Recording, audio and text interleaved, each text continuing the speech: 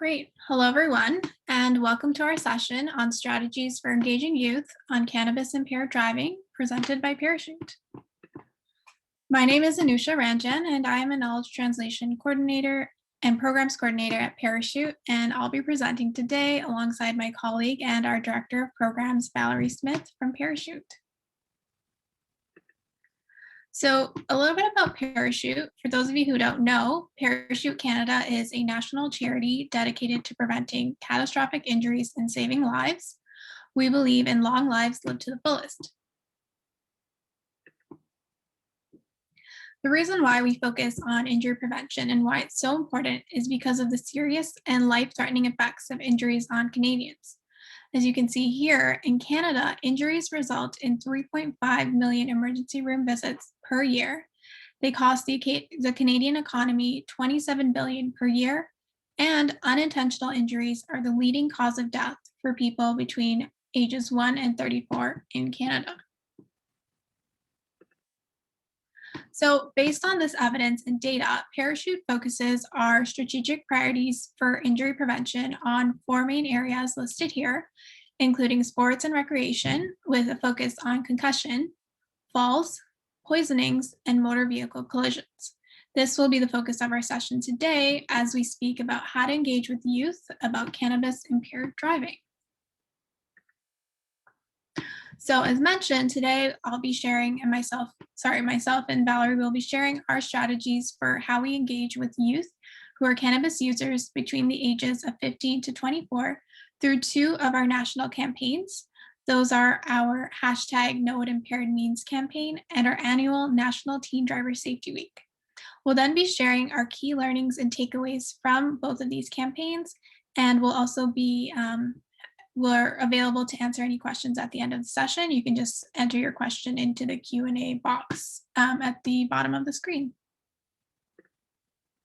So when it comes to motor vehicle collisions and Canadian youth, a significant number of young drivers killed in these types of collisions actually test positive for drugs and or alcohol.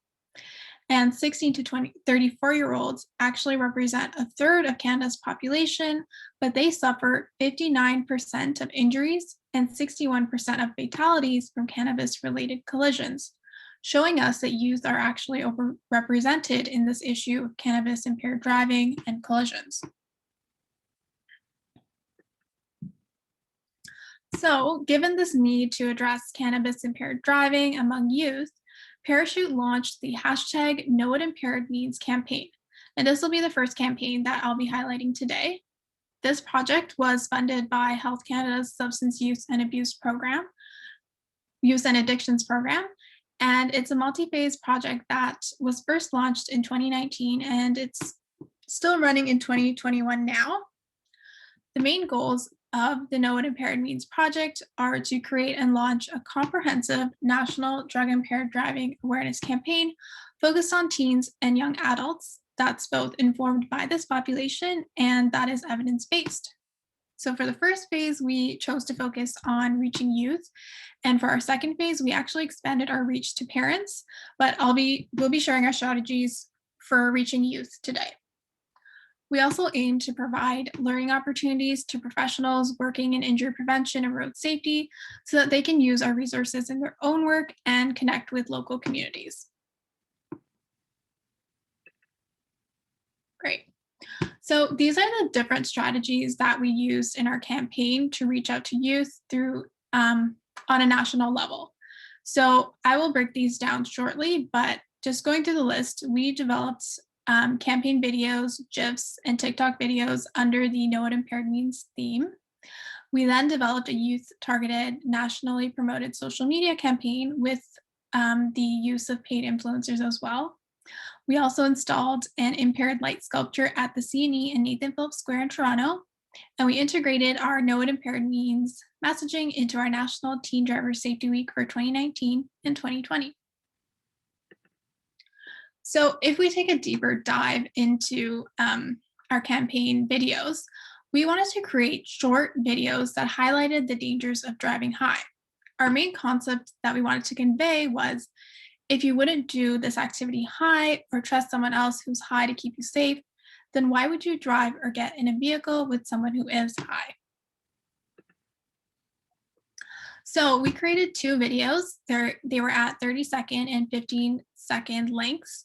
They were both in a horizontal format for YouTube and a vertical format that was good for mobile devices and for platforms like Instagram.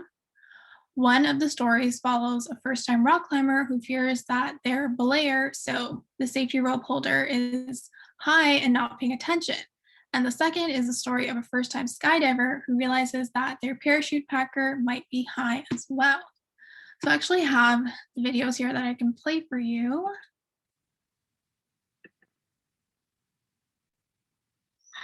You're doing great. Wait, is she stoned?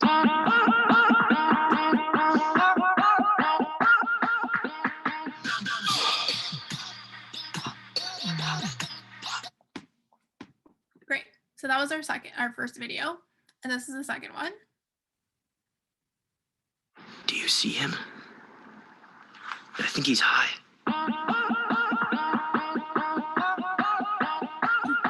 Are you gonna jump?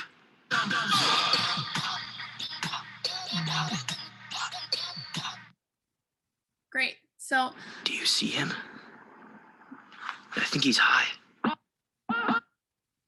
great. So again, sorry. So again, we wanted to ask that question. If you wouldn't trust someone who's high doing these things, why would you drive high? So in addition to our campaign videos, we also put together these GIFs. These are short videos that are quick hits for social, and they were focused on less dangerous, but nevertheless embarrassing things that can happen when you try to do something requiring attention and your in control motor skills while high. So the first was a young woman trying to shape her eyebrows, and she ends up removing them entirely. The next one that we created was someone trying to fix their bike, and they ended up with a mess of parts on the floor. And this one is a young man trying to sharpen his spade, and he slips. And I can actually play this one for everyone.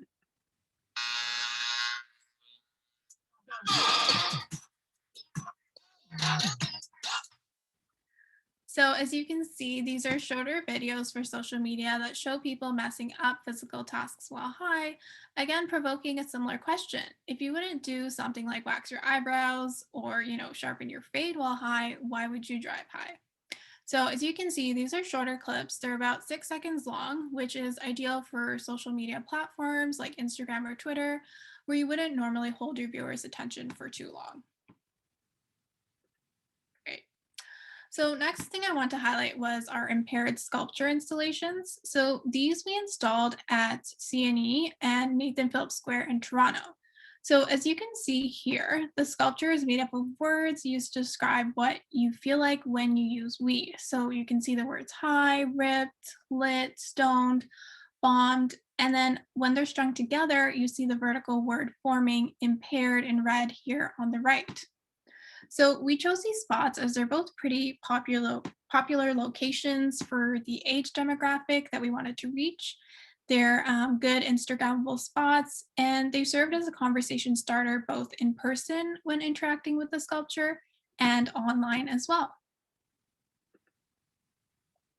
So similar to the GIFs, we also wanted to make these cannabis for TikTok. We realized in 2021 that TikTok was just exploding on the scene when it came to social media and the age demographic that we wanted to target. So we thought, okay, let's definitely take our resources there.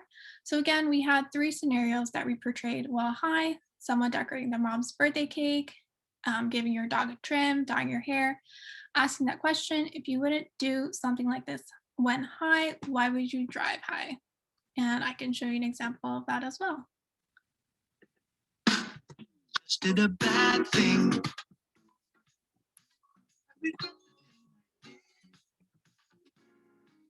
you're wondering what it is. Tell you what I did. Did a bad.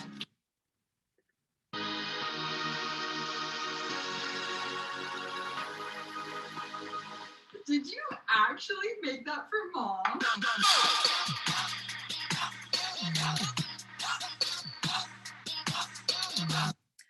So one thing I do want to note is, as you can see here, we weren't actually able to use the word hi in the TikTok video. TikTok actually flags that word and you're not able to post your videos. So we kind of had to find a workaround for that using these two emojis. So just something to note, you know, when you're using these types of platforms, the type of language that you're able to use, and just little workarounds that way.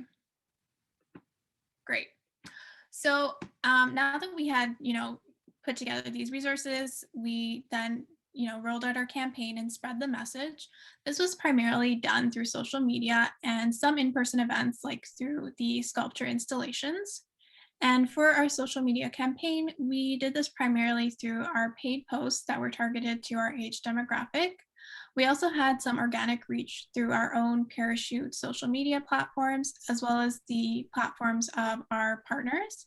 And we also engaged with influencers who were able to share our resources on their platforms as well. We were also able to have some digital ad space donated to us to display our ads in Resto and Campus networks. And this is a summary of the communications reach of the first phase of the campaign.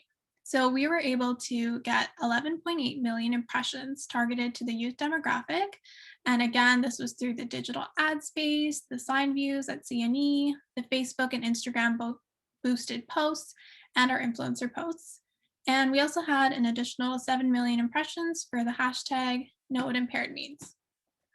After the first phase of our campaign, we also did a survey on a sample of Canadian youth that was representative of genders and provinces. And we actually found that 30% of respondents did recall seeing the Parachute ads or images. And of those who did, 76% of respondents felt that the Know What Impaired Means campaign was moderately to extremely effective in communicating the negative effect that cannabis has on motor and cognitive skills. So for anyone who is interested in checking out our resources, the videos, artwork, and just learning more about the campaign, I definitely encourage you to check out our website listed here. And now I'll be turning it over to Val, who will be sharing some more strategies from our second campaign. Wonderful. Thanks very much, Anusha. So my name is Val Smith, and I am the Director of Programs at Parachute. So we are in our 7th year of running National Teen Driver Safety Week. It's typically run the 3rd week of October. And what we call NTDSW is an annual campaign, and it's developed to engage communities to help raise awareness about ways young drivers and passengers can remain safe on our roads. So every year we look at the data, we look at evidence and trends, and we choose a topic. So our topics can range from anywhere from impaired, alcohol, drug, cannabis, impaired driving, to distracted driving, aggressive driving, speeding, etc. So how do we usually run our campaign in a pre-COVID world? So as I said, every year we choose a different topic, and we really look at having a multi delivery in how we roll out the campaign. So we do a big focus on our social media and communication side, and then we also really focus on an in-person community engagement component. So we work hard to select to choose our focus, and then we drive awareness on social media, really looking to target teen drivers and passengers. We also develop physical toolkits. So we work with our local partners, we talk to youth, and we develop a package that we send out to all participating communities that they can use as they roll out the campaign in their communities. So typically, the toolkits look relatively the same every year. So generally, they have a backgrounder and key messages that's specific to our. We include a social media guide, which is very popular. It allows anyone to run with the campaign and to customize it to their organization. It's got canned hashtags, messaging, graphics that can be posted on any of the social media platforms. We also include activity guides. So we typically choose 1 to 2 activities that we think youth and communities can roll out in their backyards. easily and with strong engagement from their peers. Safety tips, things like photo frames for selfies, and promotional items are very popular with young people in these in-person type events. So as I talk through these activities, we generally, as I said, we focus on a different topic every year. And this conference is all about substance use and abuse. And in our case, we're talking about impaired driving. But as we talk through some of these messages and some of these tactics, you can think about how you could apply it to any of the work you're doing if you're working with youth. So one of our big activities is a positive ticketing blitz, and we've done this a number of years in a row with the collaboration of the provincial police in all the different areas across Canada. And we work with the police and high schools to develop a positive ticketing blitz where young people gather at an area where there's a lot of traffic, other young people driving in, say in a high school parking lot, and they work with police to talk to the youth as they're driving into their schools or their shopping malls or wherever they might be going. And they have a very positive discussion about driving behaviors. It's a really popular activity with both the police and the community because it allows those two groups, which sometimes are in conflict, to work really closely together in a positive light.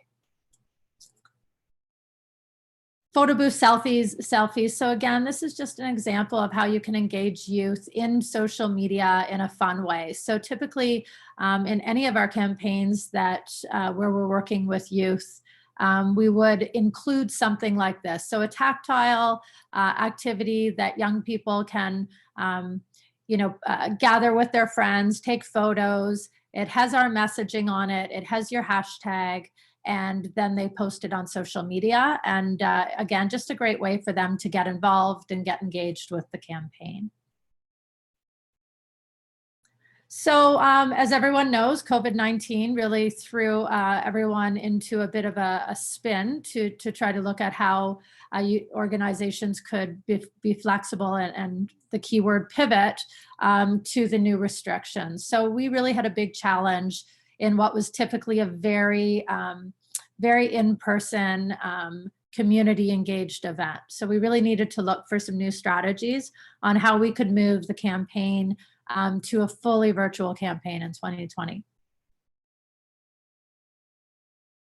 So again, this is just an example of one of the ways we did that. So in this picture, we're working with a group of student graphic designers, and we collaborated with a college to work with these folks. And basically our communications director went to the school in the morning, shared everything around our topic, which in this case was speeding and youth, shared our objectives, what we wanted to get out of the campaign, and the students were given 12 hours to come up with a visual concept that we could use to drive the rest of the campaign. So this is just an initial draft that they came up with. Again, we didn't give them any intel in terms of what we wanted to come out of it other than, the key messages. And what they came up with was a gaming concept. So very foreign to myself, but not foreign to young people who are very engaged, especially in a COVID world, on gaming and video games. That's how young people are connecting with one another. And so they took our concept and they integrated it into a gaming graphic. And this drove all of our creative resources for the campaign. So from that initial concept, really important, engage youth, get their feedback. We did 2 focus groups. We worked with the RCMP Youth Advisory as well as one of our focus groups. They're an amazing group of young people. Anyone doing work with young people, you can tap into that network. Lots of great feedback from them, but we also involved a group of youth that had nothing to do with this kind of advocacy work, and they came in cold and they provided a lot of great feedback. So this is our final design. So there were some slight changes to it. We had someone from New Brunswick who, was in a rural setting, and he wanted us to change some of the graphics to something more urban based. Sorry, rural based. So another way we worked with another way we worked virtually and pivoted to become a fully virtual campaign was we engaged influencers. So on the left, you see a picture of Nicholas Latifi. He's a Formula One driver. He's got a huge network of young people that follow him, especially a young male demographic. And we connected with his PR agency out of the blue, had a conversation with his team, and he came back to us and offered all of his services for free, so in kind. And he went above and beyond. He did some amazing videos for us and then shared them through his personal network of followers. So we had a ton of reach through that campaign. We've just extended him. So we're going to be doing a Billboard campaign. Our Billboard campaign is also in kind and supported by a number of Billboard and digital media companies who have offered to support Parachute in their work free of charge. The other two pictures are of two influencers we used. Again, criteria was they needed to have strong youth following. They needed to be engaging and fun. Positive messaging was what this campaign was all about. So we brought in, as I said, a French influencer and an English influencer, and they did 2-minute videos on speed and driving and young people. And again, huge network of people. So we got a lot of reach just through these 3 influencers. So a lot of numbers on this page, and I don't need to walk through everything, but as a takeaway, close to 75 million media impressions.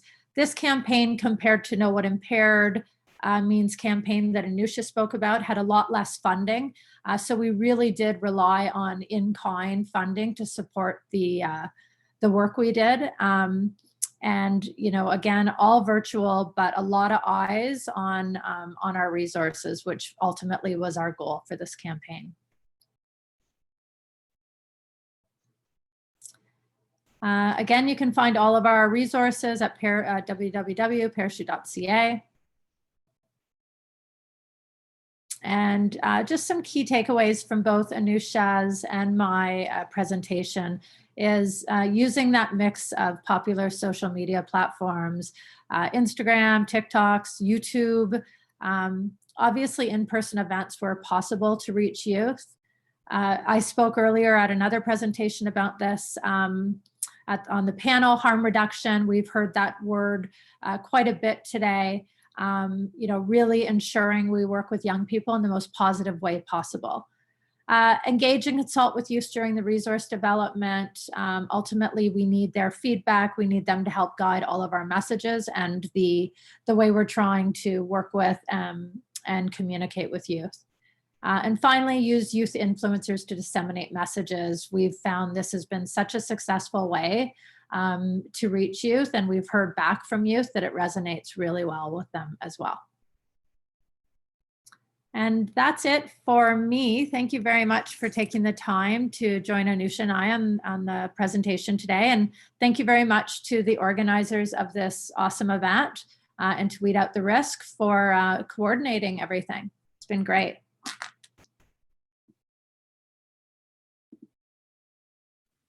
Great. And if you have any questions, please feel free to drop them in the Q&A box and we'd be happy to answer.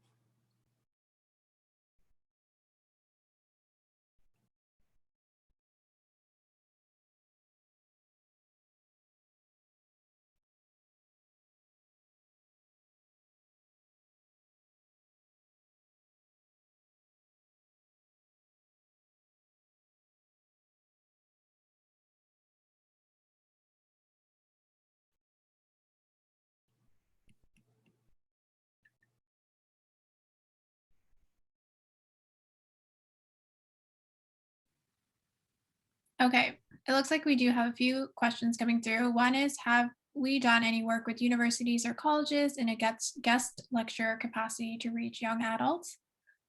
Val, do you want to take this one? Sure. Yeah, wherever possible, we do work with high schools, colleges, and universities. We have some really strong relationships with academic advisors at a number of universities across the country.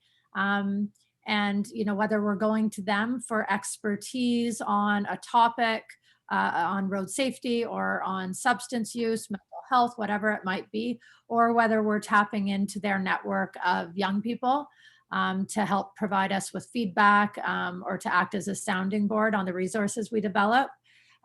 Yeah, so definitely that's one of our big networks that we really rely on. Great. And another question we have is swag available through our website for others to use when presenting to youth? I can jump in on that one as well. So we haven't put together any swag for 2021 so far for any of our campaigns, including our campaigns focused on children and our parents, just because of COVID and the fact that we're not meeting in person. The campaign we developed for the promo items and swag we developed for our campaigns are available during and leading up to the campaign week. So typically we would have our toolkits ready to go for early October, and they'd be full of awesome swag that you can use, and you would just place an order through our website. So once we're up and running with in-person events, those things will be available again.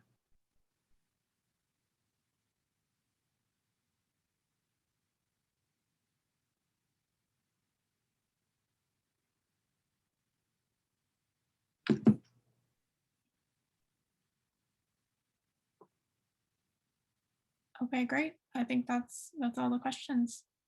Thanks, everyone. Thanks so much.